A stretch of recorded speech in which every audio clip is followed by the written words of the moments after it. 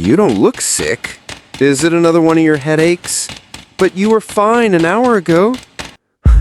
Yes, you've uncovered my master plan. I've been method acting this debilitating neurological condition since I was 8 years old, all for the sheer, unadulterated thrill of canceling plans I was excited about and sitting in a pitch-black room for hours on end. The commitment is exhausting. So today, let's talk about that gold medal event in the Invisible Illness Olympics, dealing with disbelief and the constant question that feels like a tiny drill bit to the temple. Are you faking it? If you've ever been on the receiving end of that little gem, hit that like button and subscribe. It's validating, I promise. Now let's get into it. So why the disbelief? Why does your skull-splitting, world-ending migraine get treated like a minor inconvenience? Well, first, there's the invisibility cloak. It's a classic problem. Society understands broken bones. They're visible. You get a cast, a crutch, maybe even a get-well-soon cake with terrible frosting. But a migraine? It's a ghost in the machine, a phantom menace. No cast, no crutch, just your word. And apparently, in the court of public opinion, your word isn't worth much. This brings us to suspect number 2, the I Get Headaches Too Brigade. Oh, you know them. We all know them. It's Brenda from accounting, who insists her mild tension headache from staring at a spreadsheet is exactly the same as your multi-day sensory assault. Brenda, with all due respect, that's like comparing a paper cut to a shark bite. It's like comparing a light drizzle to a Category 5 hurricane. Your little tension headache is a gentle knock on the door. My migraine is a SWAT team kicking that door off its hinges, throwing in a flashbang, and screaming through a megaphone directly into my soul. So no, Brenda, it's not the same. And then there's the cruelest paradox of them all. But you look fine. This one is a masterpiece of unintentional gaslighting. What they don't see is the monumental effort behind the facade, the sheer draining energy it takes to string a sentence together, to keep your eyes open under fluorescent lights, to smile and nod while your brain is staging a violent protest, to not throw up on their shoes. It's a full-time job with zero pay and a terrible boss, your own nervous system. You put on an Oscar-worthy performance just to appear human. And your reward? They use that very performance as evidence that you're faking it. The irony is so thick you could cut it with a knife. Which leads to the final, most infuriating assumption: you're just using it as an excuse. An excuse to get out of work, an excuse to avoid that boring family gathering, an excuse to be lazy.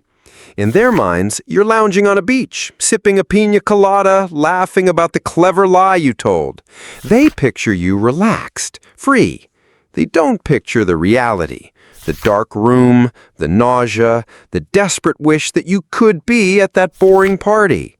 The truth is, we would give almost anything to be reliable, to be present.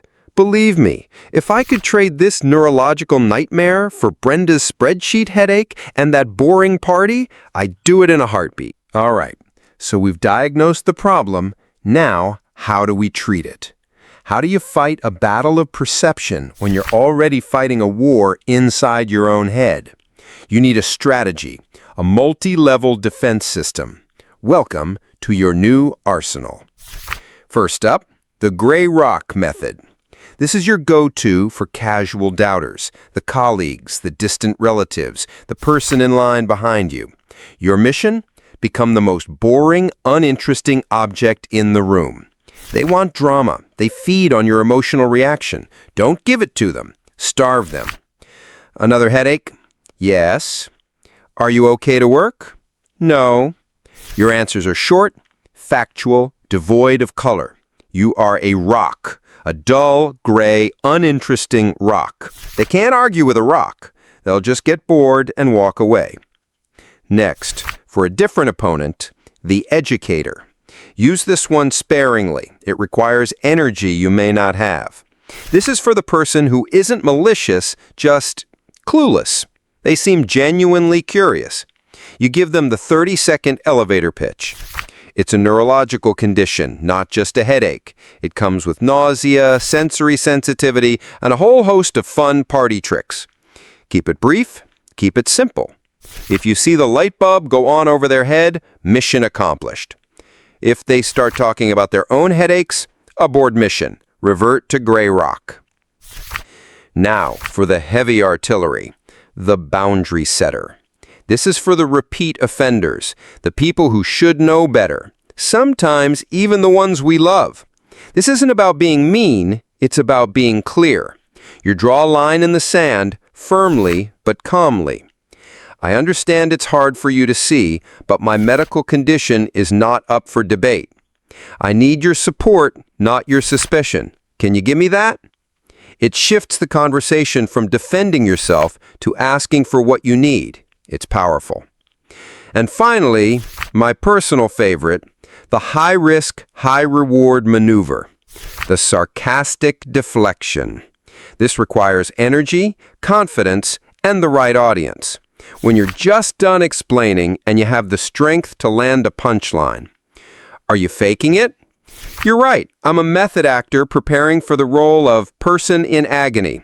The dedication is frankly exhausting. I'm hoping for an Oscar nod. A word of extreme caution. Do not try this with your boss or anyone who signs your paychecks. The results may vary. So there you have it. 4 tactics for 4 fronts. Choose your weapon wisely. But after all the tactics and all the explanations, here's the most important truth. Forget the doubters. Forget their opinions. The one person whose belief you absolutely fundamentally need is your own. Your pain is valid. Your experience is real. Their disbelief does not and cannot erase your reality. And you are not alone in this fight. That's why this community exists, to be your proof, your tribe of warriors who just get it. If this video helped you, join the tribe, like and subscribe, and let others know in the comments that they aren't alone either. So the next time someone has the audacity to ask if you're faking it, look them dead in the eye and remember this. You're not faking, you're surviving. And that doesn't make you an actor. It makes you a warrior.